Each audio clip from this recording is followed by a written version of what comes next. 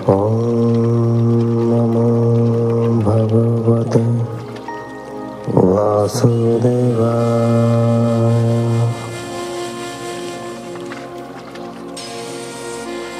ॐ नमो भगवते वासुदेवाय।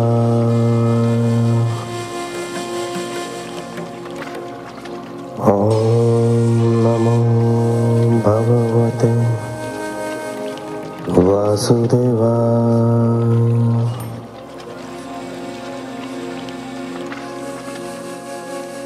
आप सुन रहे हैं हिंदू रिचुअल्स, हिंदू रीति रिवाज द्वारा प्रसारित श्रीमद् भागवत महापुराण।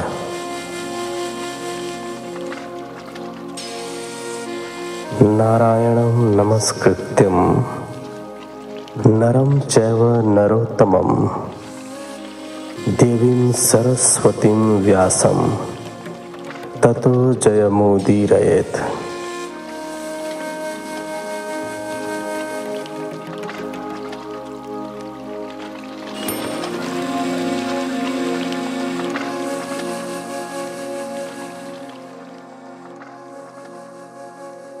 दशम स्कंध के इस एपिसोड में आप सुनेंगे 11वें अध्याय से लेकर 13वें अध्याय तक।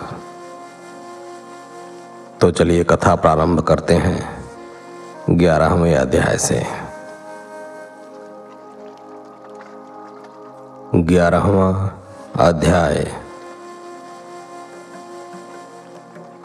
वत्सासुर और बकासुर का उद्धार। श्री शुकदेव जी ने कहा, परीक्षित, इस प्रकार भगवान श्री कृष्ण ने अपनी बाल्यावस्था में जो क्रीड़ाएं और लीलाएं की, उन पर नंद बाबा और गोप गोपिकाओं को विश्वास नहीं हो पाता था। वे उन्हें साधारण बालक ही समझते थे और इन सभी आश्चर्यचकित कर देने वाली घटनाओं को प्रकृति का खेल ही समझते रहे। वे प्रायः गोपिकाओं के कहने पर नाचने लगते तो सारी गोपिकाएं हंस हंस कर लोटपोट हो जाती। वे इसी प्रकार ब्रजवासियों को आनंदित करते रहते थे और ऐसा दिखाते रहते थे कि वे अपने सेवकों के वश में हैं। एक दिन कोई फल बेचने वाली पुकार पुकार कर फल बेचने लगी। उसे सुनकर भगवान अपनी छोटी छोटी हथेलियों में अन्न लेकर बाहर की ओर दौड़े। उन्होंने उस थोड़े से अन्न से ही उसकी टोकरी भर दी और फल ले लिए। एक दिन बलराम और कृष्ण अपनी हम उम्र ग्वाल बालों की टोली के साथ यमुना के तट पर खेल रहे थे। रोहिणी उन्हें आवाज देकर बुला रही थी, पर वे खेल में इतने मग्न थे कि आ ही नहीं रहे थे। तब रोहिणी ने यशोदा को वहां भेजा। यशोदा ने उन्हें जाकर पुकारा और उनसे कहा कि ब्रजराज नंद बाबा कलेवा करने के लिए उन दोनों की बाट जोह रहे हैं, वे जल्दी से आ जाएं। परंतु वे दोनों खेल में मस्त थे। तब यशोदा ने दोनों को अपनी दोनों बाहों से पकड़ा और खींचकर अपने घर लाने लगी। शेष बालकों को उन्होंने घर जाने के लिए कह दिया। जब नंद बाबा ने देखा कि यशोदा दोनों को पकड़ कर ला रही है तो वे हंसने लगे।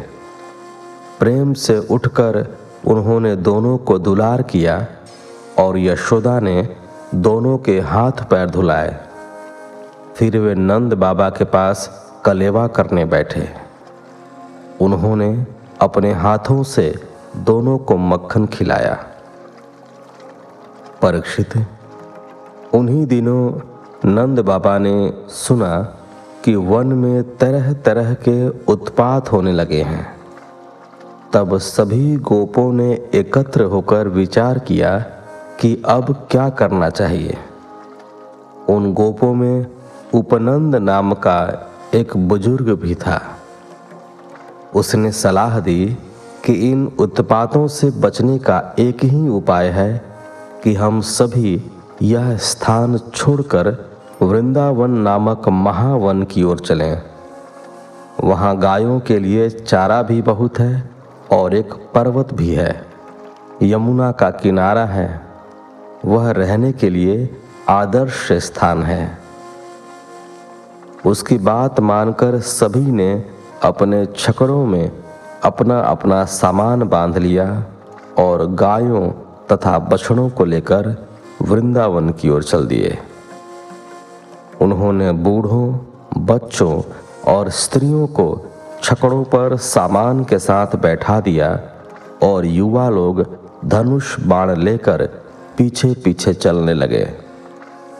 गायें आगे आगे चल रही थीं। वे सभी सिंगी और तुरही बजाते जाते थे। पुरोहित लोग भी उनके साथ चल रहे थे। ग्वाल बाल हाथों में लाठियां लिए हुए गायों को हाँकते चले जाते थे। गोपियां सुंदर सुंदर वस्त्र और आभूषण पहने मुस्कुराती हुई छकड़ों पर बैठी घूंघट की ओर से अपने अपने पतियों को देखती हुई बड़ी शोभायमान हो रही थी। यशोदा और रोहिणी श्री कृष्ण और बलराम के साथ रथों पर सवार थीं। उनका मन अपने बालकों में ही लगा हुआ था। उनकी तोतली बोली सुन सुनकर वे अत्यधिक प्रसन्न हो रही थीं। परीक्षित, वृंदावन बड़ा ही सुंदर वन है। वहाँ हर ऋतु में सुख ही सुख है। वहाँ के सुंदर सुंदर स्थानों को देखकर सभी को बड़ा आनंद हुआ। शीघ्र ही सबने वहाँ रहने की व्यवस्था कर ली और एक सुंदर गांव स्थापित कर लिया। गायों के लिए बड़े बड़े बाड़े बना दिए गए। कुछ ही दिनों बाद जब बलराम और कृष्ण कुछ बड़े हुए तो वे अपने मित्रों के साथ गायें चराने के लिए जाने लगे। वृंदावन में भी उनकी लीलाएं सभी को आनंदित करने वाली थीं। कृष्ण को बांसुरी बजाने का शौक लग गया। वह गायों को चराते समय बांसुरी बजाता तो गायें उसके पास दौड़ती हुई चली आती और उसे घेर लेती। बलराम गुलेल से चिड़ियों को उड़ाता रहता। अन्य ग्वाल बाल उनके साथ वन में खूब उधम मचाते। एक दिन की बात है कि बलराम और कृष्ण ग्वाल बालों के साथ यमुना किनारे अपनी गायों को चरा रहे थे। तभी एक दैत्य बछड़े का रूप बनाकर वहां आया और बछड़ों में मिलकर राम और कृष्ण को मारने का अवसर खोजने लगा। भगवान श्री कृष्ण ने उसे तत्काल पहचान लिया और धीरे से बलराम को संकेत से बता दिया। बलराम और कृष्ण मुस्कुराते हुए उस बछड़े के पास पहुंच गए।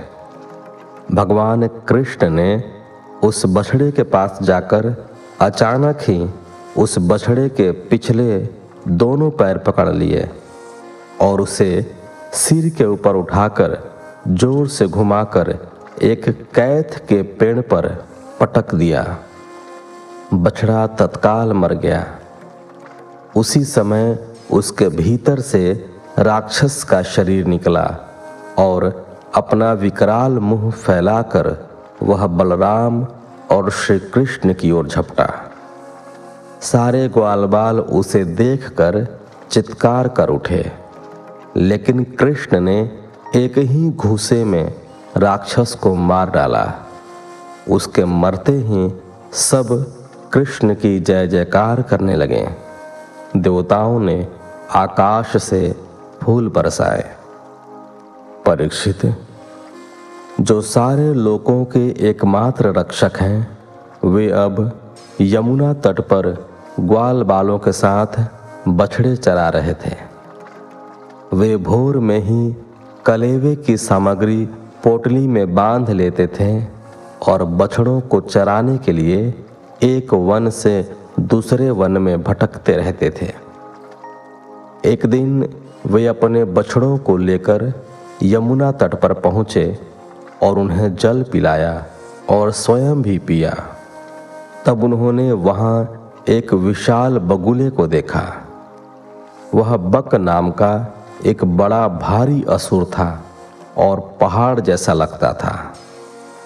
उसे देखकर ग्वाल बाल डर गए। उसकी चोंच बड़ी तीखी थी और वह बड़ा भारी बलवान दिखाई पड़ रहा था। उसने झपट कर श्री कृष्ण को अपनी चोंच से पकड़ लिया और निगल गया। यह देखकर बलराम और ग्वाल बाल शोर मचाने लगे।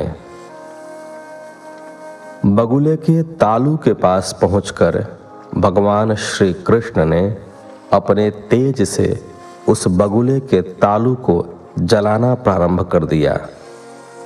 दैत्य ने तत्काल उन्हें उगल दिया और फिर बड़ी शीघ्रता से उसने अपनी चोंच को चलाया। यह बकासुर कंस का मित्र था। इस बार जैसे ही उसने अपनी चोंच चलाई, कृष्ण ने चोंच के दोनों सिरों को अपने हाथों से पकड़ लिया और देखते देखते उन दोनों को फैला दिया, जैसे कोई खस की जड़ को चीर देता है। यह देखकर सभी ग्वाल बालों को भारी आश्चर्य हुआ। सभी ने बकासुर के मारे जाने पर कृष्ण की स्तुति में गीत गाए।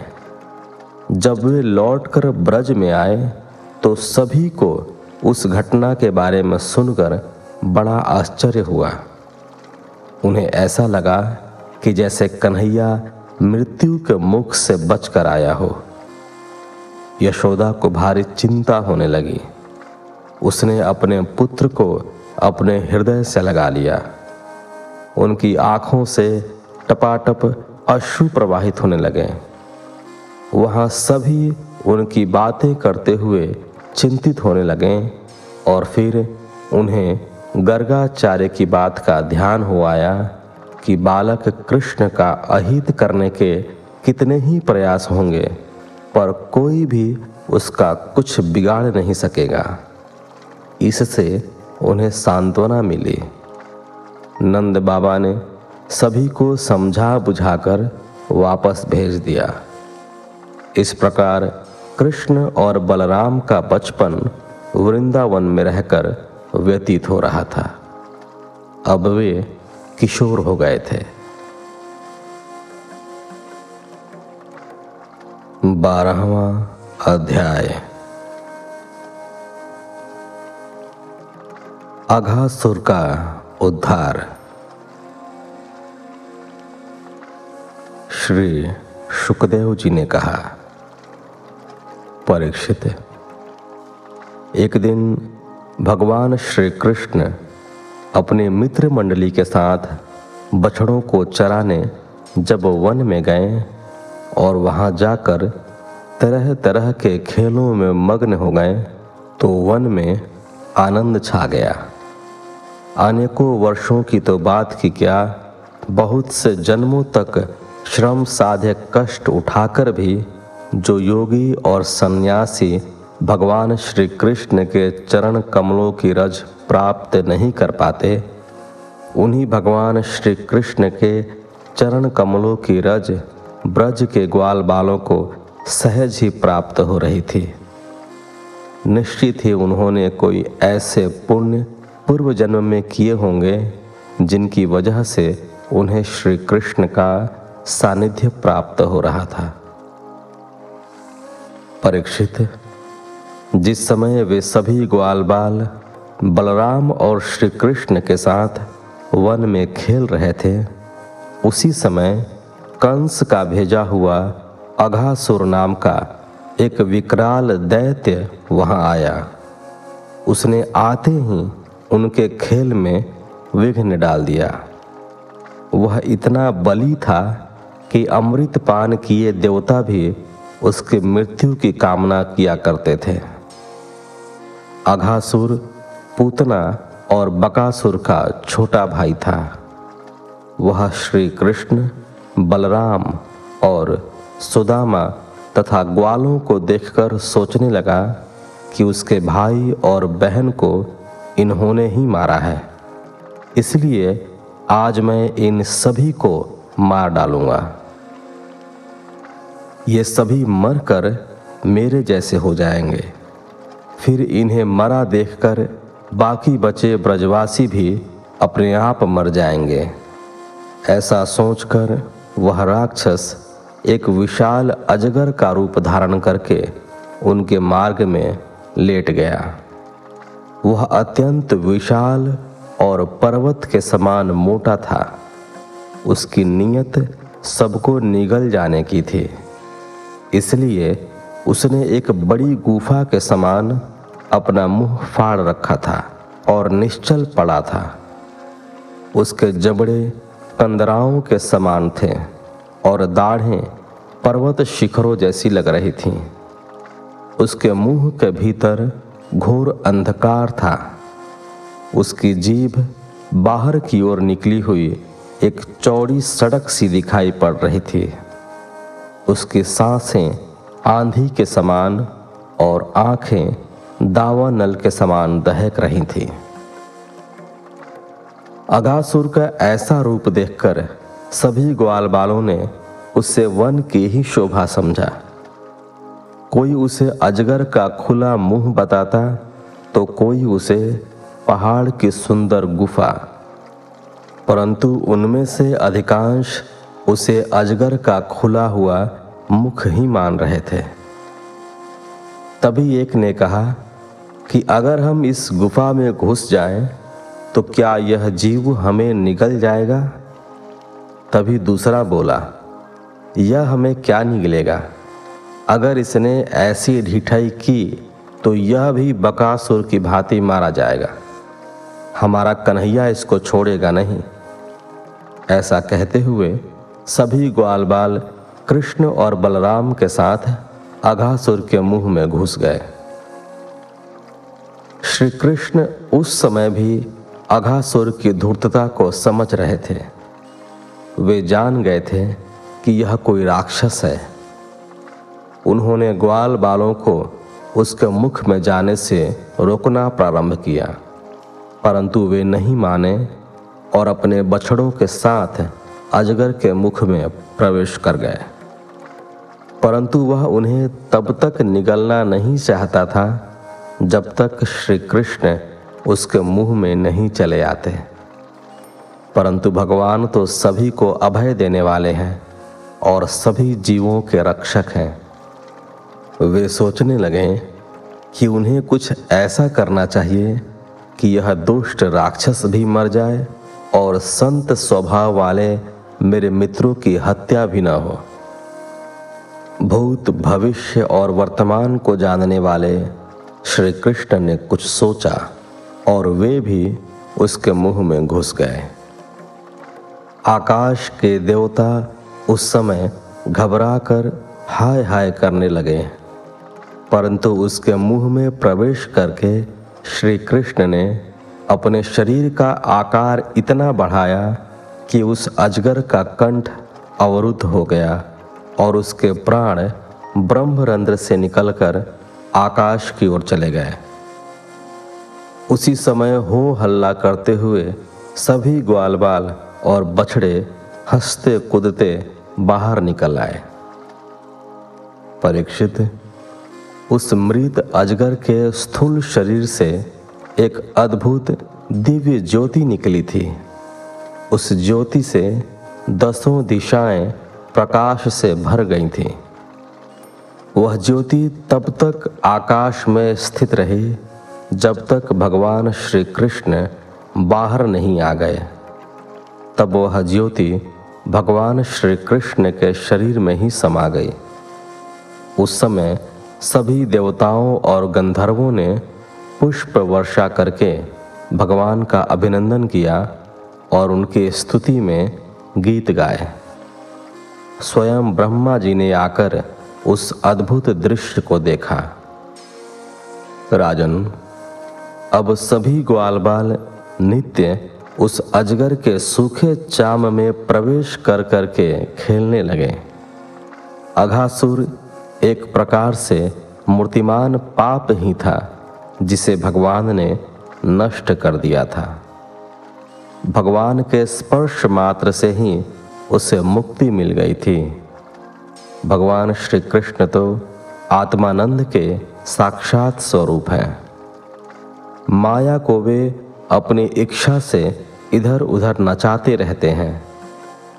वह उनके निकट कभी नहीं आती। भगवान ने यह लीला 5वें वर्ष में की थी। ग्वाल बालों ने उसी समय उसे देखा भी था, परंतु इसका वर्णन उन्होंने 1 वर्ष बाद 6ठे वर्ष में किया। राजा परीक्षित ने पूछा, मुनिवर, ऐसा उन्होंने किस वजह से किया? उसी समय जाकर उन्होंने ब्रज में क्यों नहीं कह दिया? 5वें वर्ष की लीला को 6ठे वर्ष में जाकर कैसे कहा? यह बात कुछ समझ में नहीं आ रही। कृपया इसे स्पष्ट करें। 13वां अध्याय। ब्रह्मा का मोह और उसका नाश। श्री शुकदेव जी ने कहा, परीक्षित, तुम बड़े भाग्यवान हो, क्योंकि परमात्मा की कथाओं में तुम्हारी प्रीति दिन प्रतिदिन बढ़ती जा रही है। अघासुर को मारने के उपरांत श्री कृष्ण ने ग्वाल बालों से कहा, यमुना किनारे अजगर के इस शरीर पर खेलते कूदते और बछड़ों को चराते हुए हमें बड़ा सुख मिला। राजन, देखो तो उन ग्वाल बालों का भाग्य कि वे जगत पिता श्याम सुंदर के साथ सखाओं की भांति खेलते कूदते, खाते पीते और रूठते मनाते हैं। यह पद तो देवताओं को भी नहीं मिल पाता, इसलिए वे देवता ग्वाल बालों से ईर्ष्या करते हैं। राजन, उसके बाद श्री कृष्ण और सभी ग्वाल बालों ने यमुना में बछड़ों सहित स्नान किया और कदम के वृक्ष के नीचे खड़े होकर उन्होंने मुरली की मधुर तान छेड़ी। वहीं बैठकर सभी ने कलेवा किया। श्याम सुंदर सभी के बीच में बैठे और सारे ग्वालबाल उनके चारों ओर ढाक के पत्तों पर अपना अपना कलेवा रखकर बैठ गए। कलेवा करते समय बांसुरी उन्होंने अपनी कमर में खोस ली। वे ग्वाल बालों के पत्तों में से उठा उठा कर खाते और अपना कलेवा उन्हें खिलाते जाते। उस समय के सुख का वर्णन शब्दों के द्वारा नहीं किया जा सकता। उस मंडली में श्री कृष्ण चंद्रमा के समान शोभायमान हो रहे थे। उस समय ब्रह्मा जी के साथ सभी देवगण ग्वालों के भाग्य पर ईर्ष्या करने लगे। उन्होंने सोचा कि ऐसा सुख हमें स्वप्न में भी नहीं मिल सकता। वे ब्रह्मा जी से बोले, ब्रह्मा जी, आप तो श्री कृष्ण को परब्रह्म का अवतार कहते हो, लेकिन देखो तो वे किस प्रकार ग्वाल बालों का जूठा उठाकर खा रहे हैं और अपना उन्हें खिला रहे हैं। हमें आपकी इस बात में कुछ संदेह दिखाई पड़ता है। ऐसा सुनकर ब्रह्मा जी को भी संदेह ने आ घेरा। मैं अभी इस बात की परीक्षा लेता हूँ। ऐसा कहकर ब्रह्मा जी ने उन सभी बछड़ों को वहां से गायब करके उन सभी को पर्वत की कंदरा में छिपाकर बंदी बना लिया। जब वे बछड़े वहां दिखाई नहीं दिए तो श्री कृष्ण और बलराम जी को बड़ा आश्चर्य हुआ। श्री बलराम ने श्री कृष्ण से पूछा, अरे ये सभी बछड़े कहाँ चले गए? तब श्री कृष्ण ने कहा, दाऊ, तुम सभी आराम से भोजन करो, मैं देखकर आता हूं कि वे कहाँ चले गए। मैं उन्हें घेर कर अभी लाता हूं। ऐसा कहकर श्री कृष्ण बछड़ों को ढूंढने निकल पड़े, लेकिन वन में बछड़े कहीं दिखाई नहीं दिए। तब उन्होंने योग माया से जान लिया कि ब्रह्मा मेरी परीक्षा ले रहे हैं, वहीं बछड़ों को हर ले गया है। तब श्री कृष्ण ने ब्रह्मा का संदेह दूर करने के लिए अपनी माया से उसी रंग रूप के दूसरे बछड़े बना लिए और उन्हें लेकर वहां पहुंच गए जहां से वे गायब हुए थे। वहां जाकर उन्होंने देखा कि ग्वाल बाल भी वहां नहीं है। उन्होंने तत्काल जान लिया कि ब्रह्मा ने उन्हें भी ले जाकर कंदरा में बंद कर दिया है। भगवान श्री कृष्ण ने उनका भी निर्माण कर लिया और सांझ होते ही वे उन्हें लेकर वृंदावन चले आए। उन्हें देखकर सभी बहुत प्रसन्न हुए। सब कुछ उसी प्रकार चला जैसे रोज होता था। बछड़ों ने अपनी माताओं का दूध पिया और ग्वालिनों ने बड़े प्रेम से अपने बालकों को भोजन कराया। उनकी माया से उनके हरण का रहस्य किसी को भी पता नहीं चला। राजन, इसी तरह 1 वर्ष व्यतीत हो गया। एक दिन श्री कृष्ण बछड़ों को ग्वाल बालों के साथ गोवर्धन पर्वत की तलहटी में ले गए। वहां पर्वत पर उनकी माताएं चर रही थीं। उन गौओं ने जब अपने बछड़ों को देखा तो वे तेजी से नीचे की ओर दौड़ी और अपने अपने बछड़ों को दुलार करने लगी। बछड़े भी उनका दूध पीने लगे।